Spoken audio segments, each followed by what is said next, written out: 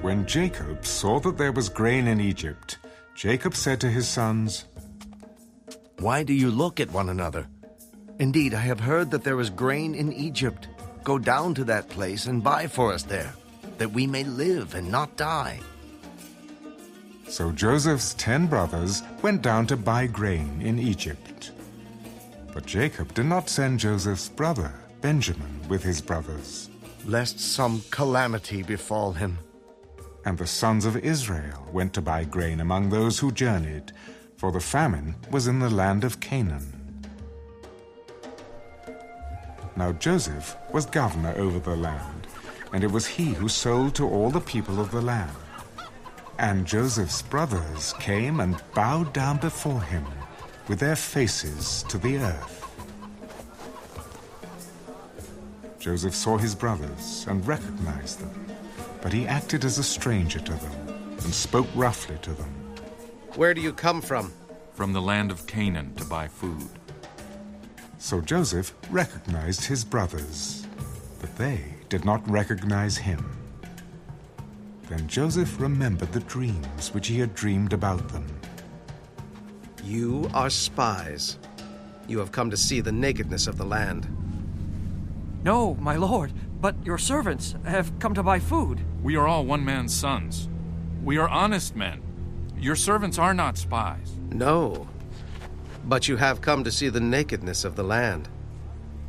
"Your servants are 12 brothers, the sons of one man in the land of Canaan. And in fact, the youngest is with our father today, and one is no more." "It is as I spoke to you, saying you are spies. In this manner you shall be tested. By the life of Pharaoh, you shall not leave this place unless your youngest brother comes here. Send one of you, and let him bring your brother, and you shall be kept in prison, that your words may be tested to see whether there is any truth in you. Or else, by the life of Pharaoh, surely you are spies." So he put them all together in prison 3 days. Then Joseph said to them the 3rd day,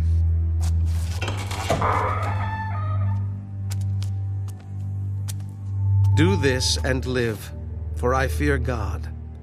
If you are honest men, let one of your brothers be confined to your prison house. But you, go and carry grain for the famine of your houses, and bring your youngest brother to me, so your words will be verified, and you shall not die." And they did so. Then they said to one another, "We are truly guilty concerning our brother, for we saw the anguish of his soul when he pleaded with us, and we would not hear. Therefore, this distress has come upon us." And Reuben answered them, "Did I not speak to you, saying, 'Do not sin against the boy,' and you would not listen? Therefore, behold, his blood is now required of us."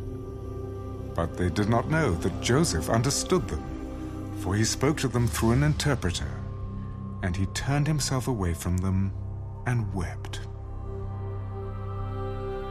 Then he returned to them again and talked with them. And he took Simeon from them and bound him before their eyes. Then Joseph gave a command to fill their sacks with grain, to restore every man's money to his sack, and to give them provisions for the journey. Thus he did for them. So they loaded their donkeys with the grain and departed from there.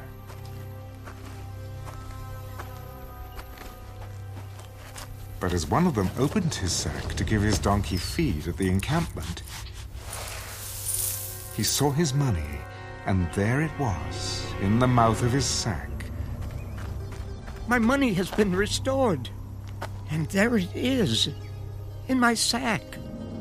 Then their hearts failed them, and they were afraid, saying to one another, "What is this that God has done to us?"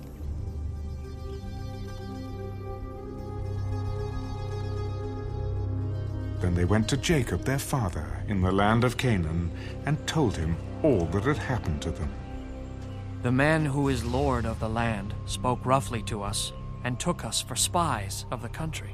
But we said to him, "We are honest men. We are not spies. We are 12 brothers, sons of our father. One is no more, and the youngest is with our father this day in the land of Canaan." Then the man, the lord of the country, said to us, "By this I will know that you are honest men. Leave one of your brothers here with me. Take food for the famine of your households, and be gone. And bring your youngest brother to me, so I shall know that you are not spies, but that you are honest men.